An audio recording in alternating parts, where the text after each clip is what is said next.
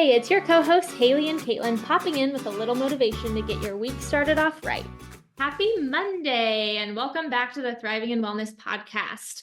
Today, our topic of conversation is rethinking self-care because so often it's thought of as like these relatively indulgent things like going for a massage, getting a pedicure, going for a girls' trip. And while all of that stuff is wonderful, I just won a massage at like I put a raffle ticket in and I won the massage. So excited.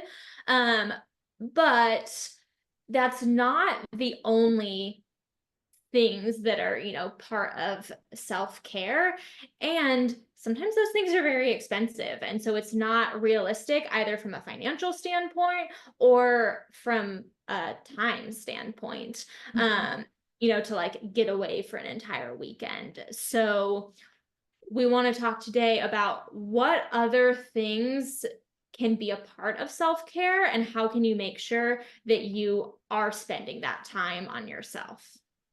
Yeah, I feel like this conversation has been coming up a little bit more in the online space, but I mean, the self-care we're going to talk about isn't quite as sexy or fun as the other stuff that you were just talking about. So maybe that's why it doesn't always catch on for people. But I do see this, and it comes up a fair amount in conversations where I'm like these busy women I'm working with, and I don't know if this is more true for women. I suspect that it is, but I work with more women than men. So, anyways, is we so often are constantly pouring out of our cups of serving others, showing up for others, that we either feel like we don't have time for ourselves, that it's selfish to show up for ourselves, we don't have the capacity, whatever it might be. And so then we're just constantly running down our batteries and everything that we need to function and serve ourselves. So one way I like to frame it too is we need to make sure that you're refilling your cup so you can continue to serve others at the capacity that you want to, right? Because I know that's so important to so many moms and everything, is to be able to show up fully for their family. And if they're struggling with gut health, they're not able to do the things that their body needs, they're not going to be able to show up fully. So anyways, back to what the self-care is that we want to talk about is love all those indulgent things. If you can do them, fantastic. But also, what are you doing to take care of yourself on a daily basis?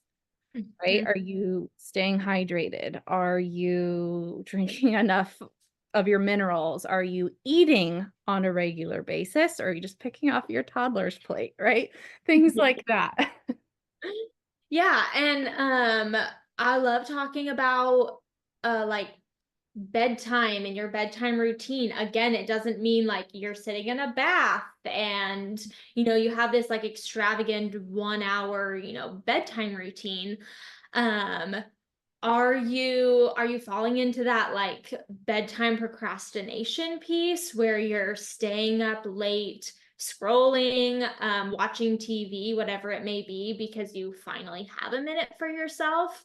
Or are you, thinking about your future self and recognizing, okay, if I spend, a little bit of time, checking out, and a little bit of scrolling. I think everybody's going to do that anyways, but giving yourself that bedtime and allowing yourself to have a good night's sleep, so that you can wake up and feel well rested and be more productive in the next day. Because I see people like having this battle with themselves of like, I'm staying up late because I want a minute to myself, and then I'm tired the next day and I feel like crap, and then I stay up late again, and it's like this vicious cycle.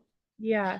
One thing that I was thinking too, as you were talking through that, is so often like the self-care we think about is fun stuff. And I think we honestly do need that to like rejuvenate ourselves. And that's a type of rest, right?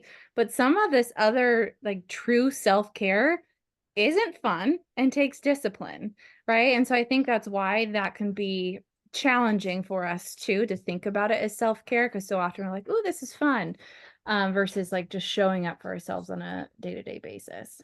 Yeah, that's a really good point.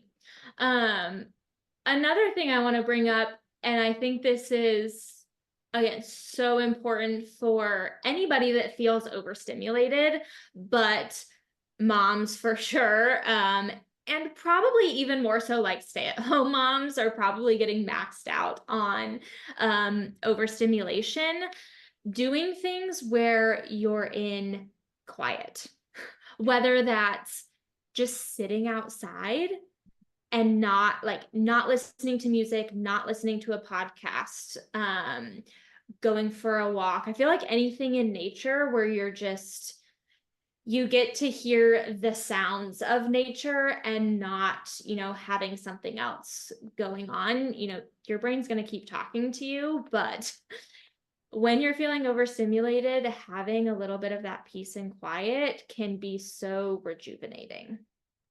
Even that can be challenging too. Like, so, getting out and not having a podcast that you're listening to or something playing, right, can be challenging because we feel like we have to fit that in there.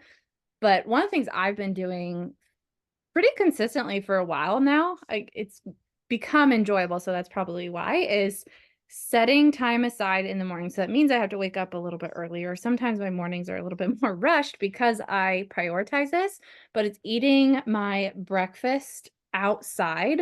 And I'm so tempted to like start responding to messages and things like that with work and checking my email. But I put my phone aside, just sit outside in nature and enjoy my food. So trying to focus on one thing at a time versus that constant stimulation. Yeah. That I could see that being so challenging for me, but also so beneficial. I think Yeah, I well, need it just starts my day off a little bit calmer, right? yeah. Because before I would just grab my breakfast and go to my desk, and but there will still be days like that, right? But majority of the time, I'm starting off at a calmer place, or even like lunch. If I'm not able to get breakfast like that, I'll try to prioritize sitting outside for lunch, or at least away from screens and stimulation for a meal. I think that's really hard for people because so often people are wanting the kind of breakfast where they can grab it out of their fridge and maybe even eat it on the road. Mhm. Um, and I think, I mean, for some people, the way that their work schedule is, okay, maybe that's your rush time and you can have a little bit more relaxed time at the end of the day. So you have to find what works for you, of course. But I think also recognizing in the scheme of things, how long does it take to sit there and eat your breakfast?